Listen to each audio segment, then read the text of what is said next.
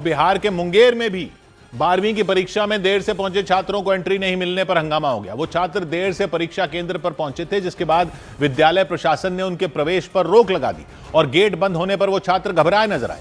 इस दौरान कुछ छात्रों ने जैम की वजह से देर होने की जानकारी दी।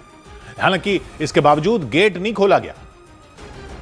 जाम बहुत है, आगे से नहीं होगा। लेट हो गए ना जाम में। फर्स्ट डे है, मैं जाने फर्स्ट दिन आज जाने। इस दौरान परीक्षा केंद्र के बाहर खड़े वो छात्र अंदर जाने की जिद पर अड़े रहे। उन छात्रों के साथ आए परिजन भी गेट खोल देने की अपील करते दिखे। परीक्षा नहीं दे पाने के डर से कुछ छात्राएं रोने तक लग गईं, लेकिन नियमों की वजह से उन छात्रों की एंट्री पर रोक लगा दी गई। सौभाग्य की एक बात यह कि पिछले साल भी बिहार में 12वीं के एग्जाम में सेम चीज हुई थी। इस साल फिर वही बच्चे सेंटर पर लेट पहुंचे तो गेट बंद कर दिए गए। कोई कह रहा है 1 मिनट लेट थे, कोई कह रहा है 2 मिनट लेट थे, कोई कह रहा है 4 मिनट लेट थे। लेकिन परीक्षा में लेट होने का क्या मतलब है? फिर वहां पहुंचकर तमाम तरह का हंगामा कर रहे हैं लोग।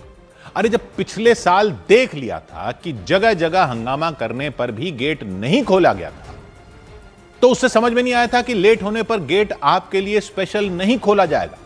कोई कह रहा है कि एडमिट कार्ड पर टाइम 9:30 था, दूसरी जगह 9 लिखा था। तो ये सब 12वीं जैसी परीक्षा में तो पहले चेक करना चाहिए ना। कंफ्यूजन वाली बातें वैसे तो प्रशासन को भी नहीं लिखनी चाहिए, लेकिन परीक्षा से पहले ये सब चेक कर लेना भी तो अपना ही काम होता है।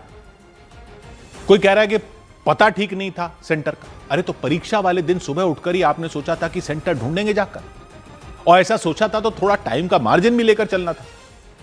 क्योंकि इसमें प्रशासन करे क्या प्रशासन? कितनी बार तो देख चुके हैं कि जैसे ही पेपर की सील खुली, पेपर बाहर आ जाता है, पूरे गैंग लगे रहते हैं, पेपर को बाहर सॉल्व करके जवाब अंदर पहुंचाने की कोशिश में रहते हैं। ऐसे में किसी को टाइम के बाद अंदर कैसे जाने दे सकते हैं? ये नियम इसीलिए बने हैं कि पेपर अंदर सील खुलने के बाद कोई एंट्री ना हो, क्योंकि एक बार सील खुली तो आजकल तो तकनीक ऐसे ही है कि पेपर कैसे ही बाहर आ सकता है।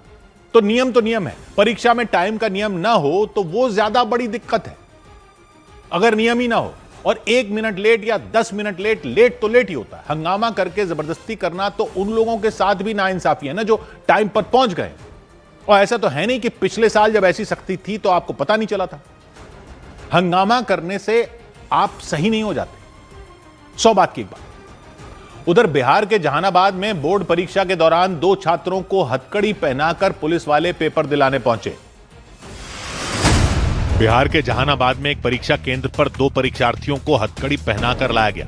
12वीं की परीक्षा देने पहुंचे वो दोनों परीक्षार्थी पुलिस पर हमला करने के आरोप में जेल में बंद थे। कोर्ट ने उन्हें परीक्षा देने की मंजूरी दी थी। वहां उनके लिए अलग से व्यवस्था की गई।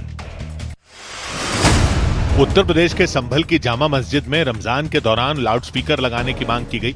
मस्जिद कमेटी के जफर अली ने इसे लेकर संभल के डीएम को एक चिट्ठी लिखकर लाउडस्पीकर लगाने की अनुमति मांगी। 18 फरवरी से रमजान का महीना शुरू होगा।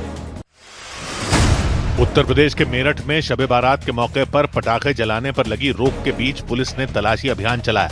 वहां अवैध तरीके से पटाखे बनाने के आरोप में 6 लोगों को गिरफ्तार कर लिया गया। उनके ठिकानों से बड़े पैमाने पर पटाखे बनाने वाली चीजें बरामद की गई।